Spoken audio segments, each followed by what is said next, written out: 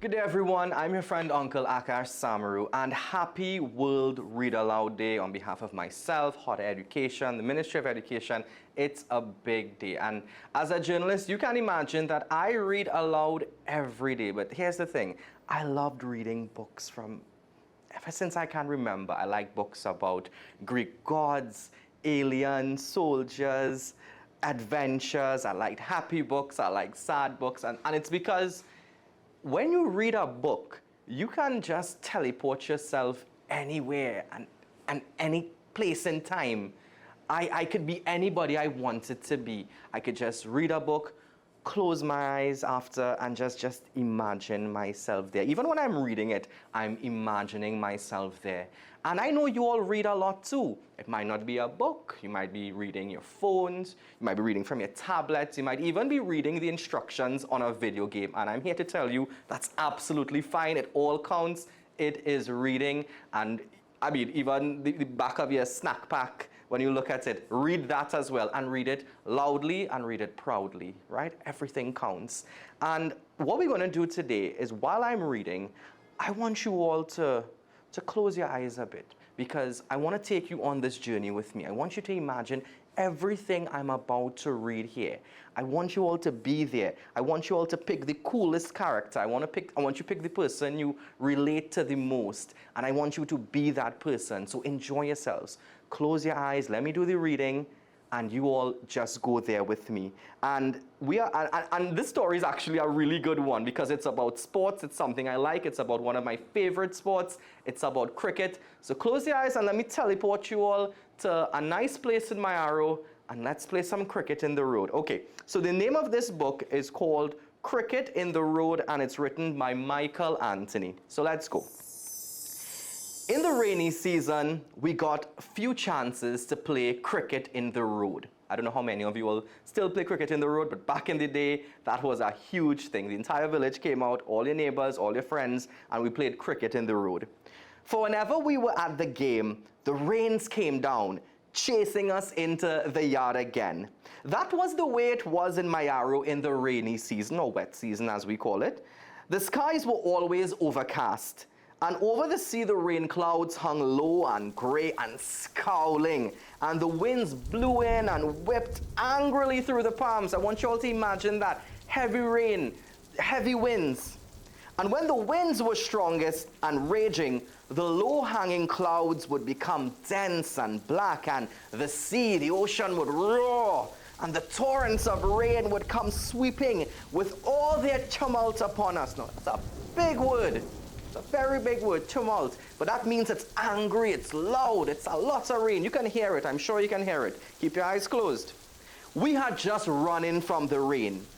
Amy and Vern from next door were in good spirits and laughing, for oddly enough, they seemed to enjoy the downpour as much as playing cricket in the road. I love rain as well. Amy was in our yard, giggling and pretending to drink the falling rain, with her face all wet and her clothes drenched, and Vern, who was sheltering under the eaves, excitedly jumped up to join her. "Rain, rain, go to Spain," they shouted. "Rain, rain, go to Spain." Say it with me. "Rain, rain, go to Spain. Rain, rain, go to Spain." And presently their mother, who must have heard the noise and knew, appeared from next door, and Vern and Amy vanished through the hedge. I stood there, depressed about the rain. And when I put Vern's bat and ball underneath the house and went indoors, I said to myself, you know what, that's a stoops. You're not allowed to do it. I had been batting when the rains came down. It was only when I was batting that the rains came down. What luck. I wiped my feet so I wouldn't soil the sheets and went up on the bed. I was sitting, sad, and wishing that the rain would really go away. Go to Spain, as Vern said, remember? Rain, rain, go to Spain. When my heart seemed to jump out of me, a deafening peal of thunder struck across the sky, so they heard loud thunder. What sound thunder makes? Or something like that. Quickly, I closed the window. The rain hammered awfully on the rooftop, and I kept tense for the thunder which I knew would break again, and for the unearthly flashes of lightning. So thunder and lightning, heavy rain. Secretly, I was afraid of the violent weather. I was afraid of the rain and of the thunder and the lightning that came with them, and the sea beating against the headlands, and the storm winds and everything being so death-like when the rains were gone.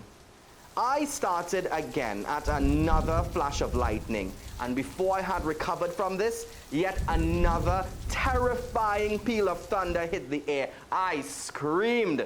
I heard my mother running into the room. Thunder struck again, and I dashed under the bed.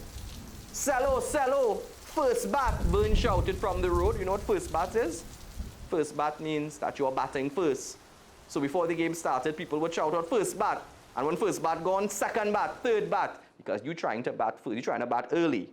The rains had ceased and the sun had come out, but I was not quite recovered yet. I brought myself reluctantly to look out from the front door, and there was Vern, grinning and impatient and beckoning to me. "First bat," he said, as if noting my indifference. He looked towards Amy, who just came out to play. "Who's second bat?" he said. "Me," I said. "Me," shouted Amy almost at the same time. "Amy second bat," Vern said. "No, me first," I protested. Vern grew impatient while Amy and I argued. Then an idea seemed to strike him.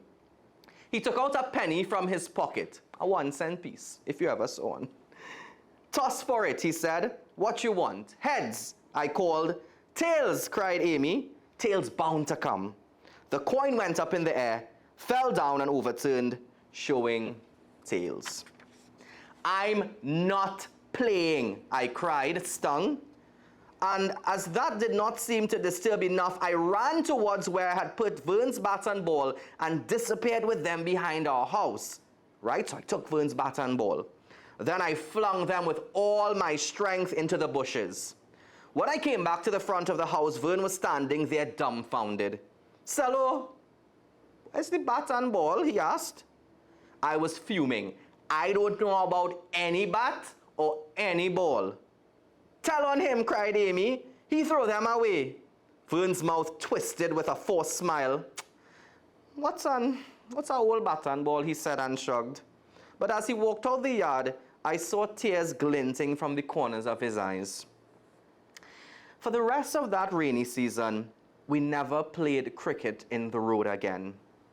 Sometimes the rain ceased and the sun came out brightly, and I heard the voices of Amy and Vern on the other side of the fence.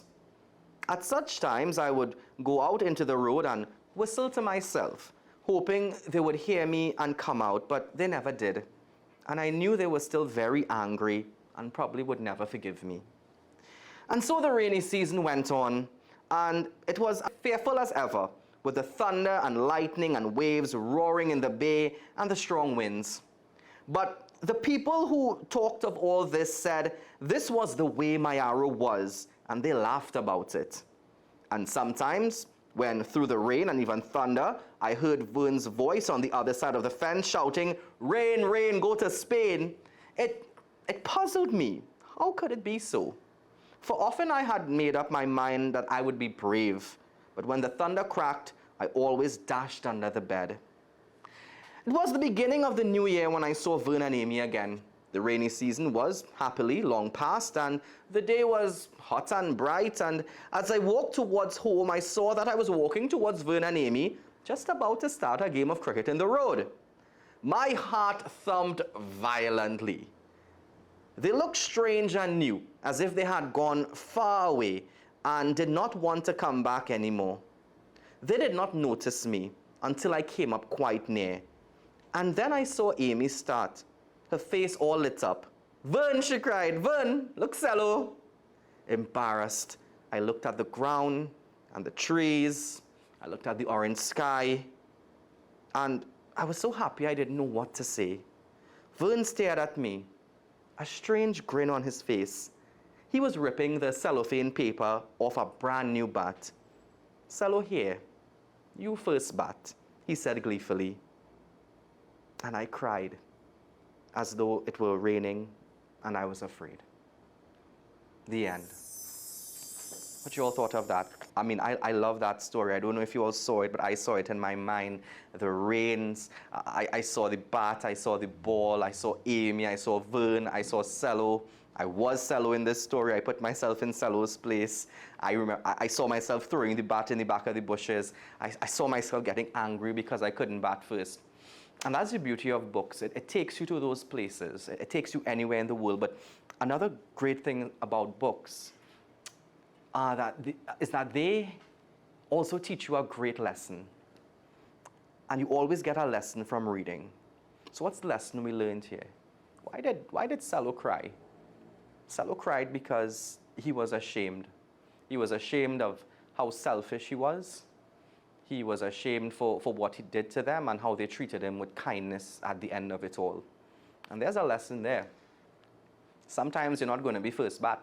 Sometimes it mightn't be second bat. Sometimes you might get a bat first.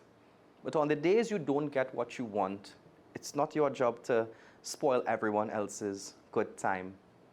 It's sometimes good to just be a part of the team and remember that life isn't always about you and what you want. It's about sometimes having fun with the group, falling in where you may, and just remember that when it's your turn to bat the best that you could ever bat. That's all you can do. All right, so happy World Read Aloud Day, everyone. Thank you for having me, and keep reading.